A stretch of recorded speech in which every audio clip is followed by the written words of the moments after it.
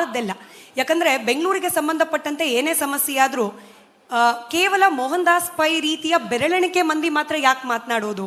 ಇಲ್ಲಿ ಯೂನಿಕಾರ್ನ್ಗಳಿದೆ, ಹಾಗೆ ಕೋಟ್ಯಾಧಿಪತಿಗಳಿದ್ದಾರೆ, ಅನೇಕ ಉದ್ಯಮಿಗಳಿದ್ದಾರೆ, ಬಟ್ ಮಾತನಾಡೋದು ಕೇವಲ ಬೆರಳೆಣಿಕೆಯಷ್ಟು ಮಂದಿ, ಅದರಲ್ಲೂ ಮೋಹನ್ ದಾಸ್ ಪೈ ಅವ್ರದ್ದು. ಹಾಗಾದರೆ ಬೆಂಗಳೂರು ಕೇವಲ ನಿಮ್ಮಂಥ ಕೆಲ ಬೆರಳೆಣಿಕೆ ಮಂದಿ ಮಾತ್ರದ್ದ ಅಂತ? ನಾನು ಬೆಂಗಳೂರು ಬಗ್ಗೆ ಮಾತಾಡೋ ಮುಂಚೆ ಕರ್ನಾಟಕ ಬಗ್ಗೆ ಸ್ವಲ್ಪ ಮಾತಾಡಬೇಕು. ಕರ್ನಾಟಕ ಭಾರತ ವರ್ಷದಲ್ಲಿ ಭಾಳ ಒಂದು ಉತ್ತಮ ರಾಜ್ಯ, ರಿಚೆಸ್ಟ್ ಸ್ಟೇಟ್ ಇನ್ ಇಂಡಿಯಾ. ಈ ವರ್ಷ ನಮ್ಮ GDP 31 ಲಕ್ಷ ಕೋಟಿ, ಪರ್ ಕ್ಯಾಪಿಟಲ್ ಇನ್ಕಮ್ $4,50,000, ಅಂದರೆ $5,000. Number 1 state in India. ಅದು ಜ್ಞಾಪಕ ಮಾಡಬೇಕು. ಈ ರಾಜ್ಯದಲ್ಲಿ ಭಾರತ ವರ್ಷದಿಂದ ಯಾರು ಭಾಳ ಓದಿದಾರೋ ಎಲ್ಲರೂ ಇಲ್ಲಿ ಬರ್ತಾರೆ.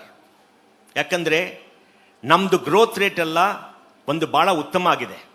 ನಮ್ಮ GDP ನೋಡಿದ್ರೆ 66% ಸರ್ವಿಸಸ್. ಡೆವಲಪ್ಡ್ ಕಂಟ್ರಿಗೆ 80% ಸರ್ವಿಸ್ ಆಗುತ್ತೆ. ಕರ್ನಾಟಕದಲ್ಲಿ 66% ಸರ್ವಿಸಸ್ಸು, ಭಾರತ ವರ್ಷಕ್ಕೆ 52%. ಯಾವ ಸ್ಟೇಟಲ್ಲೂ 66% ಸರ್ವಿಸಸ್ ಇಲ್ಲ. ಇನ್ನೊಂದಂದ್ರೆ ಇಂಡಸ್ಟ್ರಿ ಅದು 20%, ಅಗ್ರಿಕಲ್ಚರ್ 14% ಅಷ್ಟೇ. ಅದೇ ಜನತೆ ಕೆಲಸ ಮಾಡೋದು ಅಗ್ರಿಕಲ್ಚರ್ 35%, ಇಂಡಸ್ಟ್ರಿಯಲ್ಲಿ ಏನೋ ಒಂದು 25%, ಅಂದರೆ 60% ಆಯ್ತಲ್ಲ. ಬಾಕಿ ಸರ್ವಿಸಸ್ ಅಲ್ಲಿದೆ. ಆ ಸರ್ವಿಸಸ್ಸೇ ನಮಗೊಂದು ಭಾಳ ಒಂದು ರೈಸನ್ ಮಾಡಿದ್ದಾರೆ. ನೀವು ಕಾರ್ಪೊರೇಟ್ ಟ್ಯಾಕ್ಸ್, ಇನ್ಕಮ್ ಟ್ಯಾಕ್ಸ್ ನೋಡಿದ್ರೆ 23-24 ಕರ್ನಾಟಕ ನಂಬರ್ 2 ಪ್ಲೇಸಲ್ಲಿ 2,34,000 ಕೋಟಿ ಇನ್ಕಮ್ ಟ್ಯಾಕ್ಸ್, ಕಾರ್ಪೊರೇಟ್ ಟ್ಯಾಕ್ಸ್ ನಾವು ಕಟ್ಟಿದ್ದೀವಿ. ತಮಿಳುನಾಡುಗೆ 1,30,000 ಕೋಟಿ, ಗುಜರಾತು 95,000 ಕೋಟಿ. ಎರಡು ಸೇರಿಬಿಟ್ಟು ಅದಕ್ಕಿಂತ ಜಾಸ್ತಿ ನಾವು ಕಾರ್ಪೊರೇಟ್ ಟ್ಯಾಕ್ಸ್, ಇನ್ಕಮ್ ಟ್ಯಾಕ್ಸ್ ಕೊಡ್ತೀವಿ. ಈಗ ಕಾರ್ಪೊರೇಟ್ ಟ್ಯಾಕ್ಸ್ ಹೆಂಗೆ ಬರುತ್ತೆ? ಕಾರ್ಪೊರೇಟ್ ಟ್ಯಾಕ್ಸ್ ಕಟ್ಟೋದು, ಪ್ರಾಫಿಟ್ ಮಾಡಿಬಿಟ್ಟು ಎಲ್ಲ ಮಾಡೋದು. ಇನ್ಕಮ್ ಟ್ಯಾಕ್ಸ್ ಹೆಂಗೆ ಬರುತ್ತೆ? ನಾವೆಲ್ಲ ಆಮದನಿ ಮಾಡಿದ್ದು ನಾವು ಟ್ಯಾಕ್ಸ್ ಕಟ್ಟೋದು. ಈ ಥರ ನಾವು ಇಷ್ಟು ಟ್ಯಾಕ್ಸ್ ಕೊಡ್ತೀವಿ ಭಾರತ ವರ್ಷ. ಈ ಥರ ಸ್ಟೇಟ್ ಎಲ್ಲೂ ಇಲ್ಲ. ಅರ್ಥ ಆಯ್ತಲ್ಲ? ಈ ಸ್ಟೇಟ್ ಯಾಕೆ ಮುಂದೆ ಬಂದಿದ್ದು? ಬೆಂಗಳೂರಿಂದ ಮುಂದೆ ಬಂದಿದ್ದು. ನಾನು ಹುಟ್ಟಿದ್ದು ಬೆಂಗಳೂರು, ಭಾಳ ವರ್ಷ ಆಯಿತು. ಬೆಂಗಳೂರು ಥರ ಊರು ಭಾರತ ವರ್ಷದಲ್ಲಿ ಇಲ್ಲ. ಇಲ್ಲಿ ಜನತೆ ಏನೋ ಒಂದು 1,20,00,000 ಜನ ಏನೋ ಇದ್ದಾರೆ. ನಮ್ಮದು GDP $180 billion, $15,000 per capital income.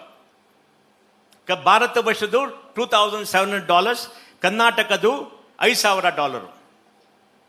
ಅರ್ಥ ಆಯ್ತಲ್ಲ? 65 ಲಕ್ಷ ಜನ ಕೆಲಸ ಮಾಡ್ತಾರೆ ಇಲ್ಲಿ. They are salaried people. 65 lakh ಜನ. ಬೆಂಗಳೂರಲ್ಲಿ 25 ಲಕ್ಷ ಜನ ಟೆಕ್ನಾಲಜಿಲಿ ಕೆಲಸ ಮಾಡ್ತಾರೆ. 25 ಲಕ್ಷ ಜನ. ವಿಶ್ವದಲ್ಲಿ ಯಾವುದೋ ಒಂದು ರಾಜ್ಯ ಇಲ್ಲ ಸ್ಟೇಟ್ ಒಂದು ಸಿಟಿ ಇಲ್ಲ, ಅಲ್ಲಿ 25 ಲಕ್ಷ ಜನ ಟೆಕ್ನಾಲಜಿ ಕೆಲಸ ಮಾಡ್ತಾರೆ.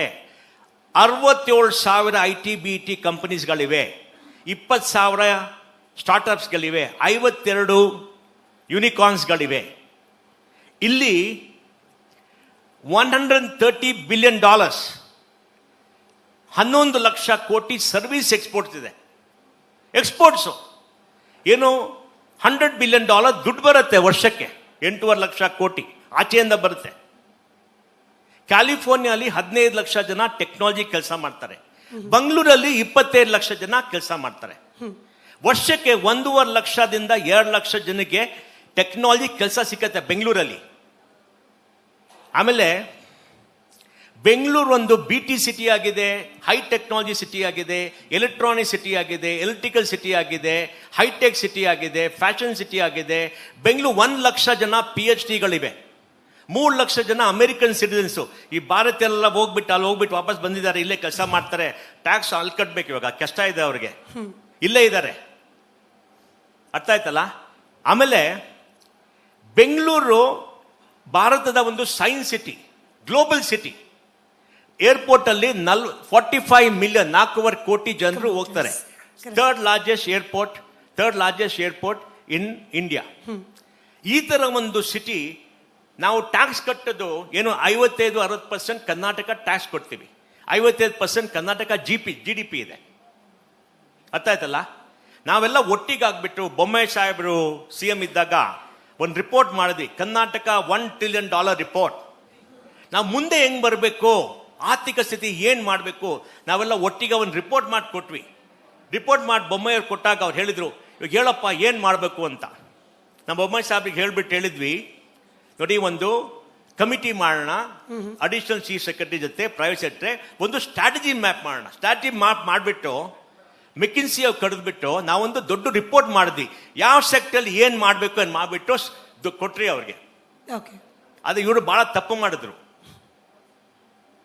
ಸೋತೋಗ್ಬಿಟ್ರು ಎಲೆಕ್ಷನ್. ಅದು ಕತೆ ಹೇಳ್ತೀನಿ. ನಮ್ದು ಏನು ದುರ್ಘಟನಾ ಅಂದ್ರೆ, ಅವ್ರು ಸೋತಾಗ ಕರ್ನಾಟಕದಲ್ಲಿ 21,000 ಕೋಟಿ ರೆವಿನ್ಯೂ ಸರ್ಪ್ಲಸ್ ಮಾಡಿ ಸೋತೋಗ್ಬಿಟ್ರು. ರೆವಿನ್ಯೂ ಸರ್ಪ್ಲಸ್ ಅರ್ಥ ಆಯ್ತಲ್ಲ. ಬಟ್ ಕಾಂಟ್ರಾಸ್ಟ್ ಹೇಳ್ತಾರೆ ಸರ್ ಅವರು. ಕೇಳಿ ಅದೇ ಟ್ರಾಜಿಡಿ ಆಯ್ತು. ಅವ್ರೇನಾದ್ರೂ ಕಂಟಿನ್ಯೂ ಮಾಡಿದ್ರೆ ಇದ್ರೆ $1 trillion ರೂಪಾಯಿ ಮುಂದೆ ಹೋಗ್ತಾನೆ. ಆತ ಬಹಳ ಒಚ್ಚಿಗಾತು. ಇವಾಗ ಅವ್ರು ಬಿಟ್ಟಿದ್ದು 22-23 ಅಲ್ಲಿ 4,500 ಕೋಟಿ ರೆವಿನ್ಯೂ ಡೆಫಿಸಿಟ್. 24-25 ಅಲ್ಲಿ 19,000 ಕೋಟಿ ರೆವಿನ್ಯೂ ಡೆಫಿಸಿಟ್. ಈ ವರ್ಷ 20-23 19,000-20,000 ರೆವಿನ್ಯೂ ಡೆಫಿಸಿಟ್ ಮಾಡ್ತಾ ಇದ್ದಾರೆ.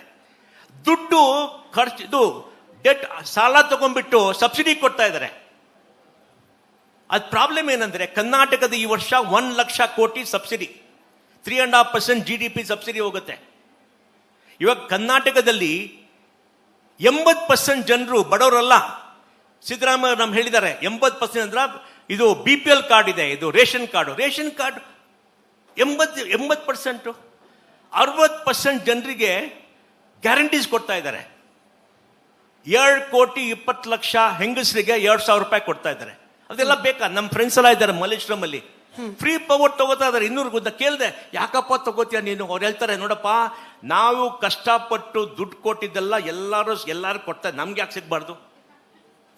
ಹೆಂಗಸೆಲ್ಲ ಫ್ರೀ ಟ್ರಾನ್ಸ್ಪೋರ್ಟ್ ಮಾಡ್ತಾರೆ, IT ಕಂಪ್ನಿ ಕೆಲಸ ಮಾಡ್ತಾರೆ, ದುಡ್ಡಿದೆ, ಫ್ರೀ ಟ್ರಾನ್ಸ್ಪೋರ್ಟ್ ಯಾಕೆ? ನಮಗೂ ಬೇಕು. ಈ ತರ ಮಾಡಿದ್ರೆ ಮುಂದೆ ಹೆಂಗ್ ಬರೋದು? ಆ ಪ್ರಾಬ್ಲಮ್ ಇದೆ. ನಾವು $1 trillion ರಿಪೋರ್ಟ್ ಮಾಡಿದ್ರೆ, ನಾವು ಸಿದ್ದರಾಮಯ್ಯಗೆಲ್ಲ ಹೇಳಿದ್ವಿ, ನೋಡಿ ಸರ್, ಮಾಡಿ ಸರ್, ಆರ್ಥಿಕ ಸ್ಥಿತಿ ಮುಂದೆ ಬರಬೇಕು.